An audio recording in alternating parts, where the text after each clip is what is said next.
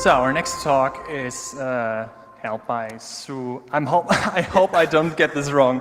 Subrata Banik? Correct. Okay.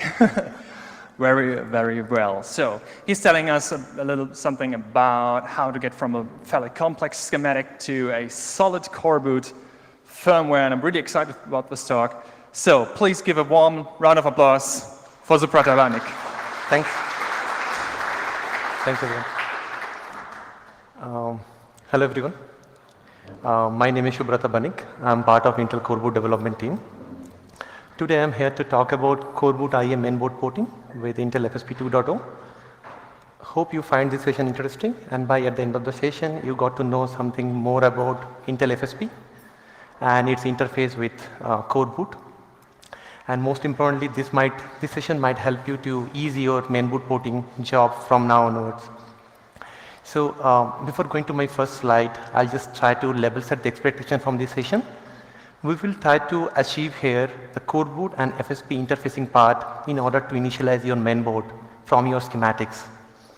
I assume you are having your reference schematics based on certain Intel SoC, and here we'll talk about what are the different configuration knobs you need to configure in order to initialize your platform. So before going there, this is my email ID. You can send me an email if you have some feedback about the current Coreboot design and all, or something need to be done. I'll try to reach you all. So this is a high-level Coreboot architecture that we maintain today at Intel. FSP, then SoC, then mainboards. What is FSP? I'll come later. So if you see the SoC and the mainboard layer, right? So the SoC layer, it typically like Skylake, Kaby Lake, and followed by all SoCs. And at Intel in last 1 year, we tried to re-architect the Coreboot pieces and try to make a common code out of that and create a layer called Intel Common Code, where all the common SoC initialization reside there. This basically helps us to minimize our SoC porting time over generation to generation.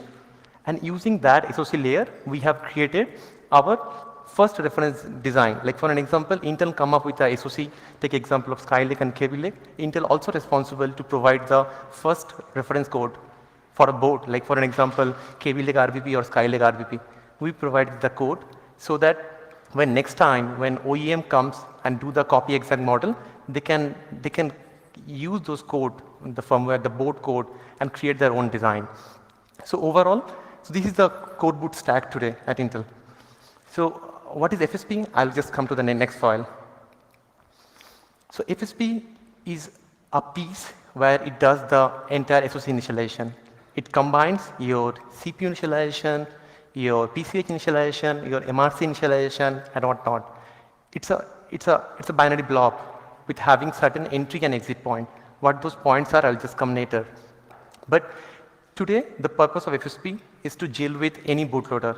Today, our talk scope will be with Coreboot. Coreboot as a bootloader, how FSP is dealing with, and what are those configuration parameters we need to provide that. So when we start in 2014 timeframe, maybe Vincent can rectify that, the spec was like a FSP 1.0 spec.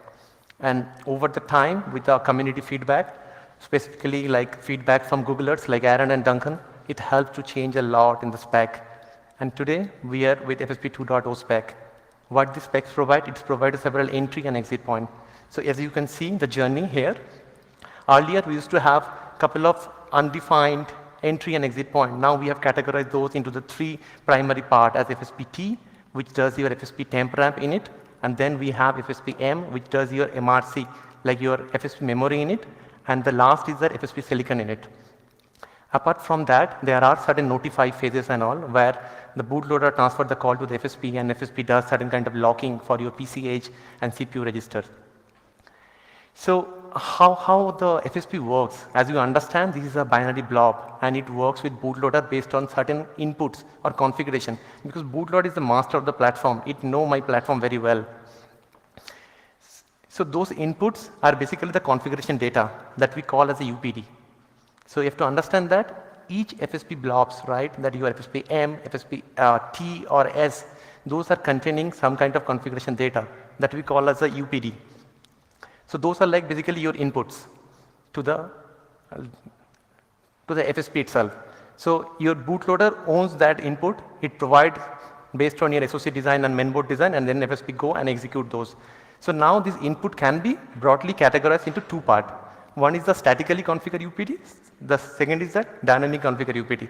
Statically configured UPD, as the name suggests, that might be based on like certain delta between your different SoC to the other SoC, or the requirement that change from a different OS to another OS, where your bootloader no need to take any decision. And whereas the dynamic UPD, where your bootloader need to process certain data to get certain decisions and update those UPDs. And then if I further classified those UPDs, I will classify it into another two parts. One is your SoC UPDs, another is your mainboard UPDs. So SoC UPDs, that with a generation of SoCs, we may try to change those UPD variable. Like for example, your IGD size and all those things, your MMIO size and all. But the most important part is your mainboard configuration. That within a SoC, based on your mainboard to mainboard, like for an example, OEM X versus OEM Y, they design two different mainboard, and the schematics will be different. Based on that, then we need to change those parameters. As the scope of today's talk, we'll just focusing on the mainboard part of the FSP UPDs. Okay, so here are the sample of the FSP, the UPD headers. If you go to the vendor code, you may find those there. Just make sure that you are having FSP binary with a similar or like a compatible version of the FSP UPD as well, because the binary has to be compatible with your FSP header. Now assume that you have your FSP binary, you also have your FSP header, and you have your bootloader configured with all the policy requirement that will come to the next files. So this is how typically your Coreboot and FSP interface works. You stitch it together, you flash your coreboot.rom into the system, your reset vector holds by your Coreboot. Then Coreboot does your real mode to protected mode switching for the IA platform. Then followed by it comes when you do not have a real memory, you need to initialize your cache as RAM. So cache as RAM initialization can be done in two ways. One, you can use FSP-T, or majority of the Chrome side of the Coreboot story where we do not use FSP-T. We use the native code in Coreboot which does the cache as RAM setup. So now you have your FSP-T call or native Coreboot code call which initialize your cache as RAM. And now you are again control back to the bootloader. Again, your bootloader need to fill in all your FSP-M related UPDs to call your MRC initialization, memory training and all. And once it again exit from that FSP-M, your Coreboot need to tear down your cache, because now we have switched everything to the main memory. And before calling to the FSP-S, we might need to fill in all the FSP-S related UPDs, which will be based on your controller, the controller you want to enable. Like for an example, I want to have a different USB stack on my platform. I want to initialize certain I2C versus GSPI interface and all. So finally, when the FSP-S exit, the bootloader does the PCI enumeration, and finally it handed over the control to the payload after it locked down certain registers, PCI register and all, in a notify phase. So these are overall typical scenario between Coreboot and your FSP. Anytime FSP think that you need to reset a platform for certain configuration change, it transfers the call to the bootloader, and bootloader know what kind of platform reset it could be, warm versus cold or global reset, and it handles in that way. So with coming here, we understand the Coreboot and FSP interface and all. So now I have taken a sample example of a Intel-based mainboard. So this is typically a folder structure looks like in your mainboard directory, where you are having roughly around 30 to 35 files here. So all the configuration for your mainboards to support your mainboards and to provide all those UPD to the FSP, so the FSP can initialize your platform, should be done here. So all those files are, one is kconfig. I'll come there, what we do in the source files and all. Second will be a romstage.c, where typically we just fill in all the FSP-M related policies and all. Third will be RAM stage, where mostly we go and update the FSP-S related UPDs. And the device.cb. As all the Coreboot people know, the device.cb is basically a place where all the configuration data exists in terms of the better readability and all. So as a developer or a user, we majorly need to focus on those 4 files to port a new mainboard and to change the FSP configuration parameter and all. So we'll go one by one to those files, right? So first is the kconfig. So here we comes and tell what kind of FSP spec your mainboard support. For an example, here we're going to tell that FSP 2.0 is the latest spec. Our Kaby Lake SoC supports FSP 2.0. Second will be your FSP M related UPTs. So now FSP M related UPTs can be categorized into two parts. One is your MRC training related UPTs. Second will be your device configuration related UPTs. So MRC related UPTs can be again further classified based on your memory design you have. For an example, you are having memory down solution where you may need to have your SPD data from your vendor. So you just get the data from your vendor, or if you have a SODIMM kind of configuration that you typically find in Intel RVPs and all, where you can read the SPD via SMBus interface. So why not we go to the sample UPTs. So these are the like pretty used or like most used UPTs we have in FSP-M, right? So as I mentioned that based on your MRC design, the shoulder down or it is a SODIMM configuration, you have to choose from where to get the SPD parameters and then next it comes in your DQ map, your DQS byte mapping between DRAM and CPU, and then followed by RCOM and RCOM target. So those are typical values that change between your DRAM type and CPU type. To get those values, so those values will be changed based on your schematics to schematics. What kind of DIMM you are using, what kind of CPU you are using and all, right? So as I worked with, while preparing this file, I worked with the Intel MRC team and they advised me to send this message clearly to the community that you people feel free to reach the Intel MRC enabling team and they will be happy to provide you this kind of details. And we are also planning to get certain tool into the open source where those data can be fed in based on your schematics and you get all those parameters, the FSP configured parameter by your own. So that may take little time because the tool they have started creating based on our feedback. So right now, the best approach, you go and approach to our Intel MRC enabling team, memory enabling team, they will help you out. Apart from that, if you see the device side of the parameter, that might be PCI root port configuration. You may have different root ports in your SoC capabilities, and what are the root port your actual device is connected. For example, you are having a Wi-Fi or a NVMe connected on PCI root port 9 and 10. You only need to provide those kind of port mapping. And last is that your serial port. Like for an example, you want to get a debug log of the FSP, you need to specify which port we want to get a log. So for an example, typically what we do, we use a config. That same config we are using in Coreboot to get serial log, we just specify the same config to get the FSP debug log as well. So we have covered the FSP-M part. So now let's come to the FSP-S configuration. As I mentioned, FSP-S configuration is totally dependent on your schematic design, your mainboard design. You may decide to have a different USB connected to the different controller, right? You may not have all the USB port used in your mainboard design. You need to explicitly come and tell what are the USB port you want to use it versus whether it is USB 2.0, whether it is USB 3.0, Type C, whatnot. And also like your configuration for your Wi-Fi or your BT configuration and your storage. You may not have SATA. For an example, let me go to the most used UPTs. So these are pretty widely used UPTs that we use for our mainboard to mainboard porting part. For an example, take a look into the SATA enable. If you do not have SATA in your final design, you don't need to set that UPTs. For an example, the PCH LAN, you don't want to have your onboard LAN, you just go and disable that. Or whereas you want to have the eMMC enable with the HS400, you just need to go and enable those UPTs. So it does all the eMMC tuning parameter by its own, right? And as this foil suggested, so most of your configuration data against the SoC. What are the capability SoC provide and what are the capability on mainboard want to explore from the SoC? Based on that, you're just providing those configuration parameters.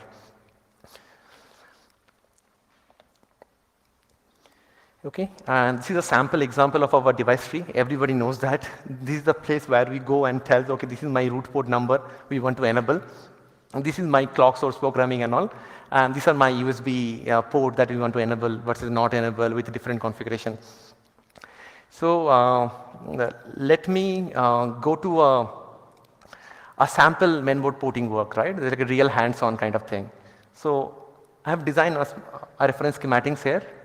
So in the schematics, we have a Kaby Lake SoC with LPDDR3 with dual channel memory on your, and then you have your display over EDP, and you have bunch of USB device, and from storage side you are having eMMC and SD controller.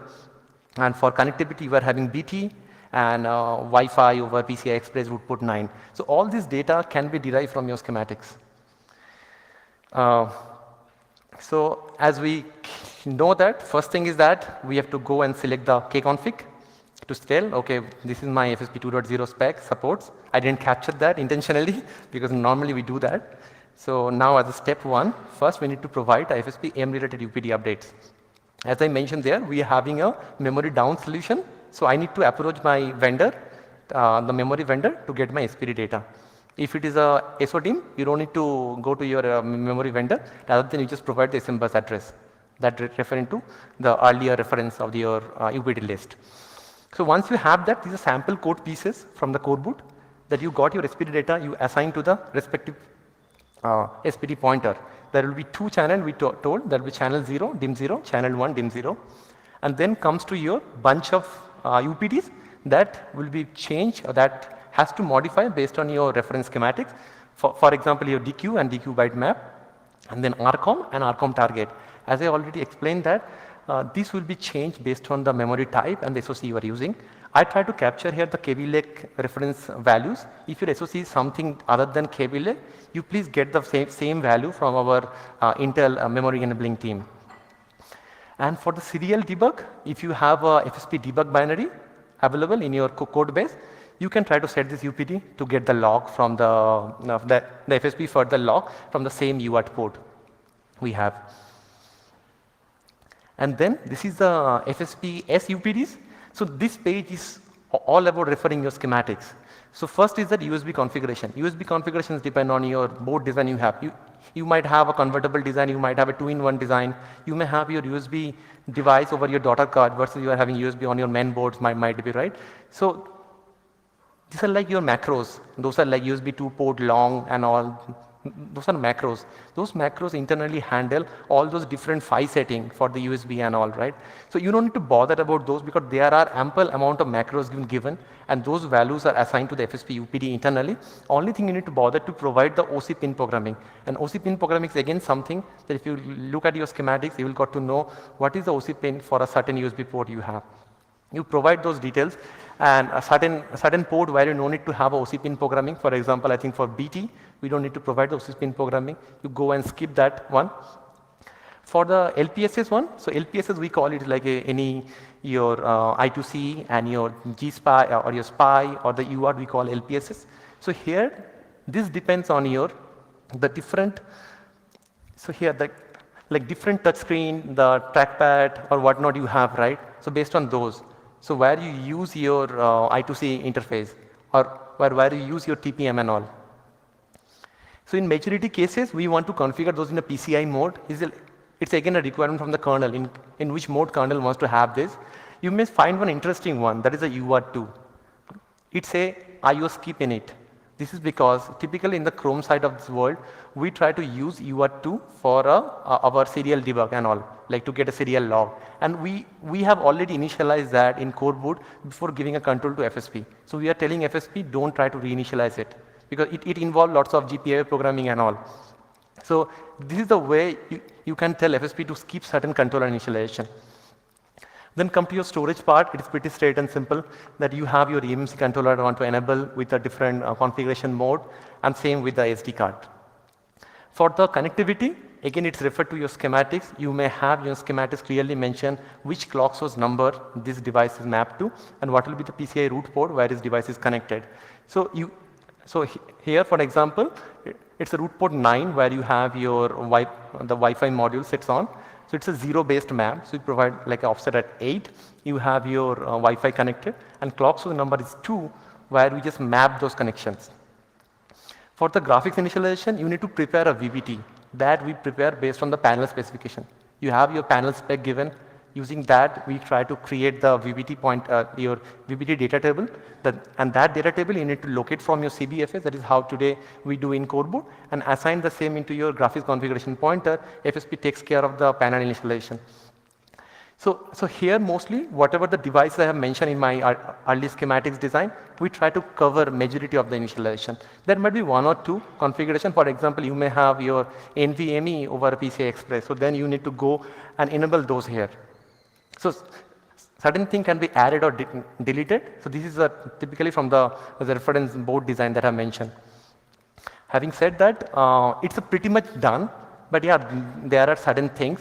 For an example, your GPIO programming, your ACPI programming and all, those will be like your mainboard porting part. And when you do a copy exact model, you basically leverage from one design to other design, but nothing too specific to the FSP as such. So I'm just ending here and open for the question and answer. Please let me know if you have.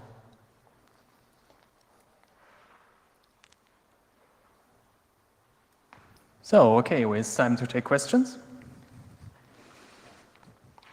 There are questions, beautiful.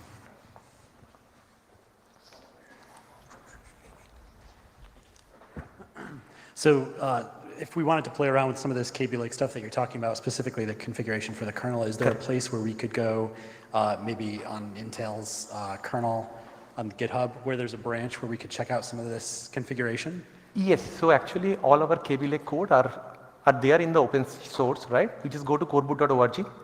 So coreboot.org having all the KB Lake SoC, and there might be today, I think there are more than 10 sample platform, including our RVPs are coded there. So all the code base that I just copied, some code snippet and all from the open source code base. And I think some places I was referring to the file names might be like this. Like you can go and refer those from there. Yeah, welcome. Okay, I have to say I wasn't prepared for this to end so early. So we have like until 3 p.m. for questions.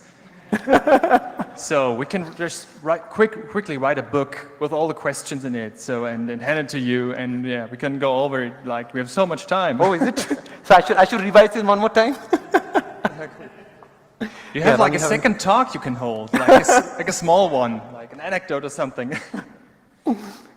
No, really, I can take questions. A lot of questions. Okay, 1, 2. Hi, one question. Do you plan in any way, or have you heard of the, there's a utility for old Intel devices, Sandy Bridge and Ivy Bridge, I forgot the name, which Vladimir, Autoport, which he wrote in Go, which makes a port kind of easy and which collects certain data from the running system. Okay. And then more or less creates already a template for Coreboot, which only has to be minimally be adapted. Are you planning something like this to make porting even more easy for new Intel boards? Let me try to ask you again, right? So you mean that you have flashed or you have your duty up and running, you try to extract the SPI? Yeah, I have the vendor firmware. Yes, running, yeah. yes. And then you want to add certain code pieces and all, and need to re-stitch and rerun it like this? Well, then there is like Intel tool, which gets the GPIO configuration or something like this, dumps it, and then this is converted into Coreboot source code, more or less. Okay, so yeah, I think this is something that talk we have early of this year with Duncan, that we were thinking that there might be some kind of tool that today we have with Windows platform. It's not on the Chrome side, right? Where it is pretty easy to configure your GPIOs and all, right? So there could be two ways to work on that. Either you run on the same on your duty itself when it is booted and all, or you halt it somewhere. You basically override those memory data and by some tool and all. So ultimately when system boots with your own configuration, not that what your BIOS has been pre-programmed and all, right? So to do that, we are already talking like internally, right? To increase the more debug capability in Coreboot and to help the developer community to hack certain pieces and in a good mean to configure them back and to boot it again, right? Like maybe your GPI or ACPI could be a good example of doing that. Just to change your ACPI or GPIO, you don't need to stitch your entire BIOS image. You might be halt at some, like any given console or somewhere, and you update those data and simply boot to OS again. If that is the question, we are working on it.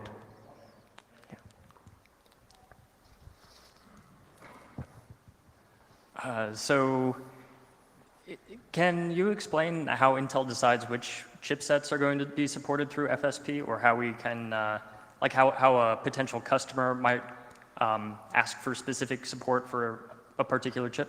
Okay, so yeah, I would like to add Vincent also to answer this quick question. Let me try to provide what story I have from my side, right? So typically, now the plan that we have, all the new SoCs, right, should be having the FSP support, right? And from the generation, like a little bit old generation, I'll ask if Vincent know the answer. Might be what are the from where we decided to have a FSP support.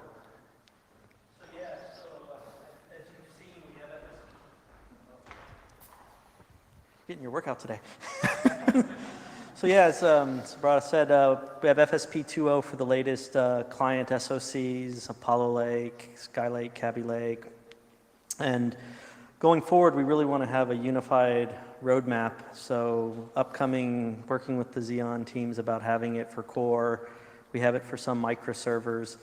So yeah, don't have a forward-looking Intel roadmap to share, but we're working with all the product teams such that we can have FSP 2.0 so that when different divisions produce, whether it's our IoT client where Subrata's representing or server, as we work with the upstream open source communities, it can be the same experience. But today it is inconsistent. If you look at GitHub, we don't have the best coverage, and we're really trying to get FSP2, so the workflow Subrata showed for like a Chromebook, you could do in the future for servers, whether microserver or Xeon.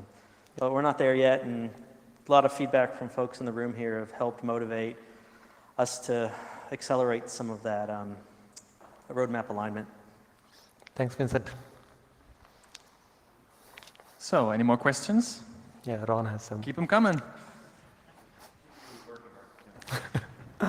So the one question I get a lot is, I get it today too, does FSP for a chipset imply UEFI then is not there anymore, right? So does the UEFI partitioning of SEC to PEI to DXE, does that go away and become FSP, and does it get replaced, or how's that all supposed to work? Yeah, maybe again I will ask Vincent to give the answer, but yeah. Yeah, so the question was SEC, PEI, DXE versus FSP. So the FSP, as described by Subrata, is really essentially a subset of the PEI phase, memory initialization, system agent, but the SEC equivalent's typically done by your mainboard vendor. Because one of the things FSP doesn't do is state management. It's really stateless, so the platform code is responsible for securing the FSP as part of its overall update. Say you're booting and you want to save the memory settings, the platform code has to do that. The server work we opened is actually a couple firmware volumes, which is more than an FSP. And then as I described in the keynote, this distinction between FSP and firmware volumes like your use case, we want to kind of break that down and sort of have the silicon firmware volumes that expose the FSP interface if you want to do this style of usage, or maybe a fatter one to do the kind of usage you're doing with Linux boot. The challenge with just having sort of the boot block as a binary, a fat binary, is the richness of configuration you may need to do for your system board.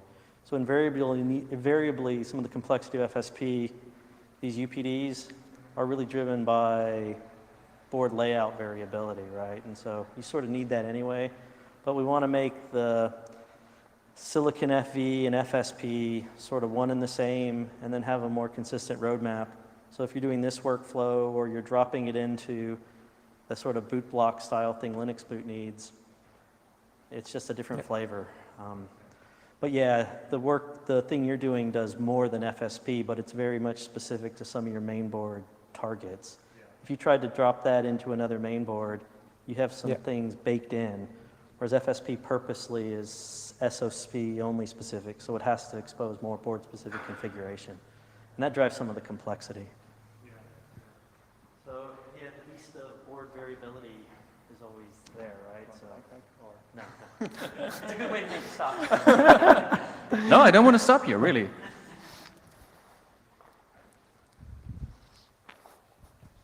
Hi.